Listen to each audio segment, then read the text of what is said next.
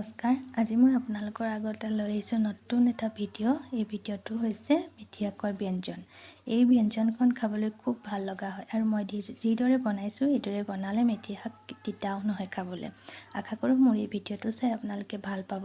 আৰু আপোনালোকক এটা অনুৰোধ যদি মোৰ ভিডিঅ'বোৰ চাই আপোনালোকে ভাল পাইছে তেনেহ'লে মোৰ চেনেলটো ছাবস্ক্ৰাইব কৰিবলৈ নাপাহৰিব লগতে লাইক আৰু শ্বেয়াৰো কৰিব তেতিয়ালে আহক আমি মেথি শাকৰ ব্যঞ্জনখন বনাবলৈ আৰম্ভ কৰোঁ মেথি শাক বনাবৰ কাৰণে মই লৈছোঁ বিলাহী এইদৰে অলপ সৰুকৈ কাটি লৈছোঁ আলু লৈছোঁ দুটা সৰু সাইজৰ এইদৰে কাটি লৈছোঁ এবাটি মই বুটৰ দাইল লৈছোঁ নহৰু লৈছোঁ কেইটামান দুটা শুকান জলকীয়া লৈছোঁ দুটা সৰু সাইজৰ পিঁয়াজ লৈছোঁ আৰু মছলাৰ কাৰণে মই ল'ম কাশ্মীৰী লাল মিৰ্চ ধনিয়া গুড়ি হালধি নিমখ আৰু কেইটামান গোটা জিৰা আৰু এয়া মই লৈছোঁ মেথি শাকখিনি মই খুব ভালদৰে 2-3 বাৰ ধুই লৈছোঁ আৰু এইদৰে মই ঠাৰিৰ সৈতে গুচাই লৈছোঁ এতিয়া মই অকণমান মিহি মিহিকৈ মেথি শাকখিনি কাটি ল'ম তেতিয়ালে আহকচোন মেথি শাকৰ ভাজিখন বনাবলৈ আৰম্ভ কৰোঁ প্ৰথমতে মই বুটৰ দাইলকেইটা এতিয়া কম পানী দি প্ৰেছাৰ কুকাৰত এটা হুইচেল দি সিজাই ল'ম কেৰাহীত মই সৰিয়হৰ তেল লৈ লৈছোঁ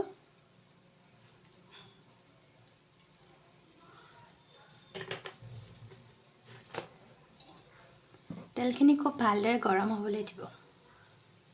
তেলখিনি গৰম হৈ গৈছে এতিয়া মই ইয়াত কেইটামান জিৰা দি দিম শুকান জলকীয়া দিছোঁ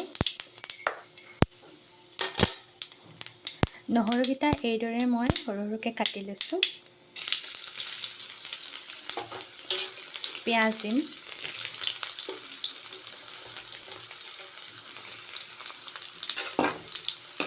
এতিয়া খুব ভালদৰে মই এইদৰে এইবোৰ মিক্স কৰি লৈছোঁ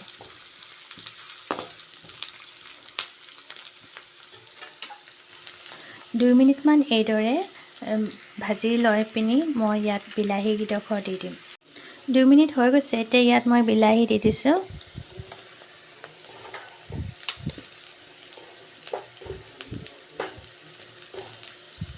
আৰু লগতে আলু দি দিছোঁ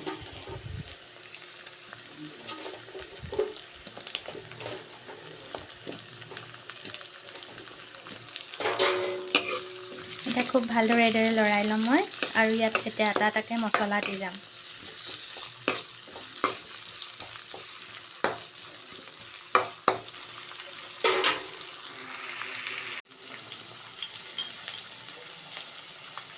মই আধা চামুচ হালধি দিছোঁ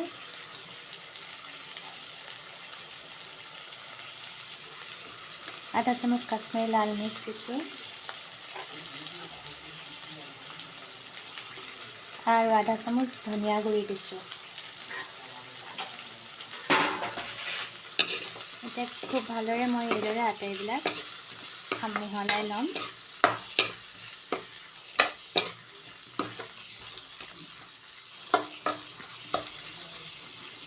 আৰু 5-6 মিনিটৰ কাৰণে মই ঢাক মাৰি থৈ দিম জুইৰ ফ্লেমটো মিডিয়ামত ৰাখি ভাজি যাব 5-6 মিনিটমান হৈ গৈছে এতিয়া মই ঢাকনখন আঁতৰাই ইয়াত বুট দাইলকেইটা দি দিম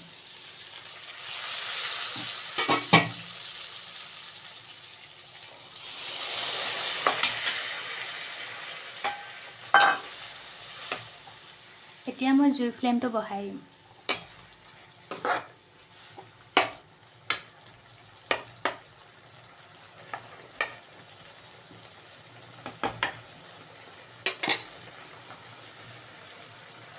এতিয়া মই ইয়াত শাকখিনি দি দিম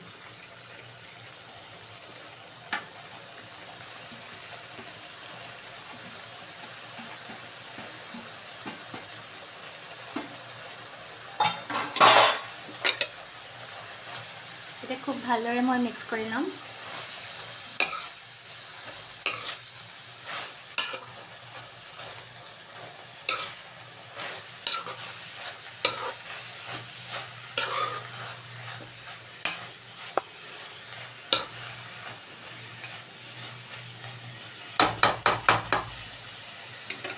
এতিয়া মই জুইৰ ফ্লেমটো কমাই লৈ মই 6-7 মিনিটমানৰ কাৰণে এইদৰে ৰাখি দিম। ঢাকনখন নামাৰিব। ঢাকন নিদিয়াকৈ এইদৰে 6-7 মিনিটমানৰ কাৰণে ভাজিখন এইদৰে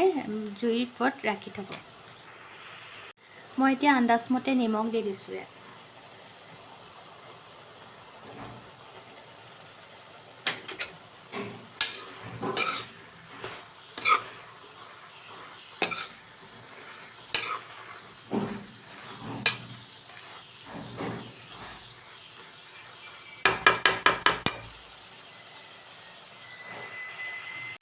পাঁচ 6 মিনিট হৈ গৈছে। এতিয়া আলু সম্পূৰ্ণৰূপে সিজি গৈছে আৰু পানীও সম্পূৰ্ণৰূপে শুকাই গ'ল। এতিয়া ভাজিখন হৈ গৈছে। এতিয়া জুই ফ্লেমটো অফ কৰি